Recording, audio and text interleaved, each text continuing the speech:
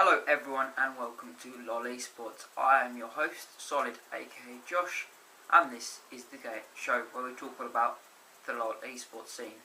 I am sorry this episode is a day late, but I was just so busy yesterday and the day before that I couldn't prepare anything and actually record or upload this episode on the day or the day before. So it is a day late, but not much has happened since when I would have done it on the Wednesday. But what we did have going on the road to Worlds, as it's now being called, is the international wild card wrapped up, and that was for teams that didn't have a region that they could apply for because of where they were situated. And the finals came down to Pain Gaming versus Gaming Gear EU, and the winner of that went to Gaming Gear EU rather decisively. Which means that they will get the only qualifying spot for Worlds from the international wildcard spot.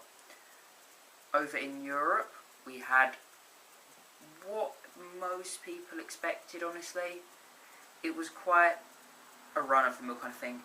Unfortunately, Ninjas in Pyjamas, who were personal favourites of mine, did lose 2-0 to Gambit to start off with, but Gambit did perform extremely well.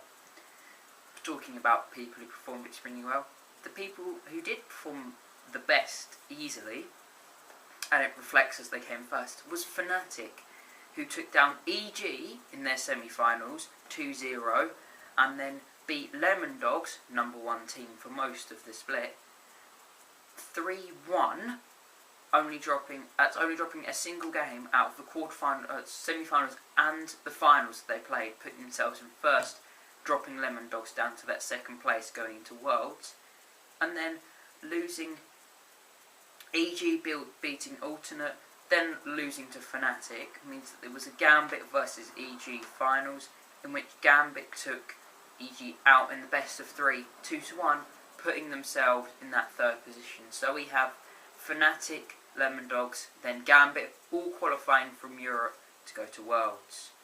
We'll have to see how they do, as they're going to be against some tough teams. Yeah. Then we had Taiwan, Hong Kong and Macau.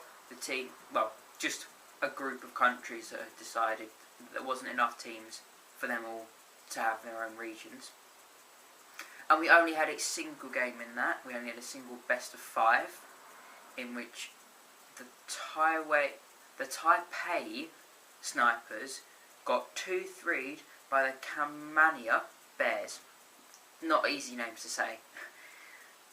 I did not personally catch this, but apparently it's really good. And that does mean that the Bears now qualify for the only seat from there.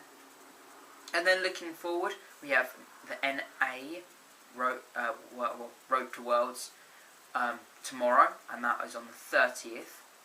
And then moving on to Korea, we still don't know the teams for Korea, which is strange in my opinion, but you could probably figure them out. It is extremely weird how they're doing their teams though. They're not doing it through like a qualifier or a split or anything. They're doing it in overall points, which is quite hard to access. But that's going to be on the 4th of September. China will then be on the 7th, and then Worlds will finally start once all the teams have qualified from each region on the 15th, but I'll have many more details for that as we look forward and get closer to that day, and then I will have in-depth coverage of everything that goes on through Worlds.